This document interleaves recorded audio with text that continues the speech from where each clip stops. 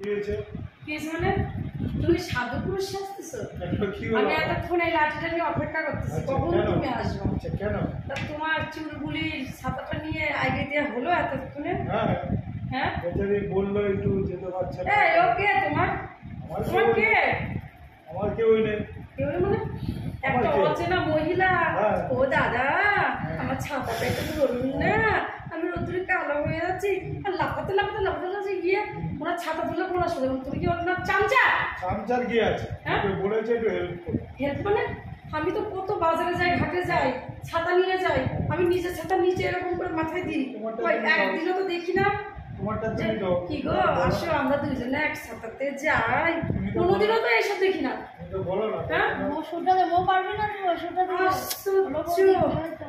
আশ্চর্য লোক, আমি তোমাকে ছাড়বো না।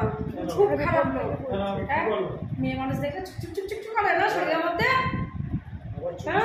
কি আছে? ও বৌদি কি হলো, দাদাকে এত শাসন করছো যে? কি আর বলবো বোন, তোমাদের এই দাদা যা লম্পট, আমি আর পাচ্ছি না। আমি বসে পড়ি বাবা, আমার মাথা ঘুরতেছে। কি অবস্থা! বৌদি রাগ হলো কেন? রাগ হবে না, শোনো কি কীর্তিকালাপ করেছে। আমাকে নিয়ে গেছে যাত্রাপালায় যাত্রা দেখতে। ওমা ওখানে যাত্রাপালার সব ঢঙ্গি মাসিরা এসছে না, নায়িকাগুলো, তারা এসে নেমে একেবারে ক্লান্ত হয়ে গেছে। বলতেছে এই যে দাদা শোনেন শোনেন দাদা। দাদা লাফাতে লাফাতে গেছে অত সুন্দর রূপসী বাংলা দেখে। বলতে কি দিদি? বলে একটা ছাতা নিয়ে এসছে রোদ্দুর, বলে এই ছাতাটা আপনি ধরুন না, আমি একটু যাবো। মনে করেন এখানে উনি গাড়ি থেকে নেমেছে, মনে হয় 4-5 হাত হবে স্টেট, ওখানে যেতে ওনার ছাতা ধরে নিয়ে যেতে হবে। আর এই চেনাকে নিয়ে গেছে। ঠিক আছে বৌদি, যাওয়ার হয়ে গেছে, বাড়িতে নিয়ে যা। ঘরের মামলা ঘরে যাই, আপনারা দুজনে মিটা। আমি তো এখানে আমার বাড়িতেই আমি অপেক্ষা করছি এই বাটাম দেওয়ার জন্য। এটা আমি চেঁচে ছুঁড়ে একদম পরিষ্কার করে রাখছি। কি করবো এখন তোমাকে বলো? কি করবো? কি বাপ থেকে মারবো না মজর থেকে মারবো? মারবো মানে এখানে বসে কথা আছে, এখানে বসো। আমি কি অন্যায় করলাম? অন্যায় মানে কি অন্যায় করলাম? তুমি কেন গেলে ওই মহিলার সঙ্গে? বলেছে একটু গেছি, তুমি কি? একটু গেছি কেন যাবে? আর ওই মহিলা আমাকে অপমান করলো কেন অত লোকের সামনে? আমাকে বললো, আমি ওনাকে বলছি আপনি কেন ইন্টারফেয়ার করছেন এর মধ্যে? আমি বললাম উনি আমার হাজবেন্ড হয়। তুমি তো একবার বললে না যে আমার বউ হয়।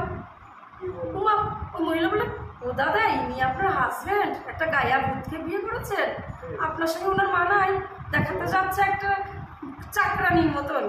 আমাকে বললো যাও যাও ন্যাস্টিক ন্যাস্টিক, তাই না? তোমার হাতটা বলে নিচে নিয়ে হাঁটা ধরলো। আর তুমি হাতটা ছেড়ে আমার হাত ধরতে পারলে না?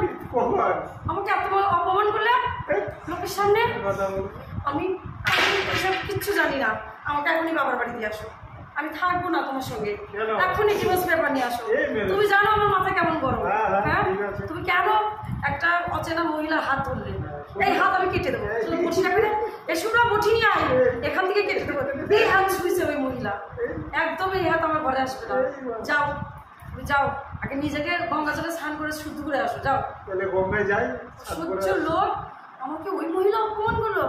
আমি এই অপমান আমি সহ্য করতে পারতেছি না। ওই মহিলাটাকে আমি এই গ্রাম তারা করবো। দুদিনের জন্য ঠান্ডা আমি হতে পারছি না, বরফ চাপা দেওয়া মাথায়। দুদিনের জন্য যাত্রা করতে এসেছে, যাত্রা করুক। আর আমাদের গ্রামে এসে আমাকে অপমান করে, এত সাহস না? তুমি চলো আমার সঙ্গে, তুমিও অপমান করবে মহিলা।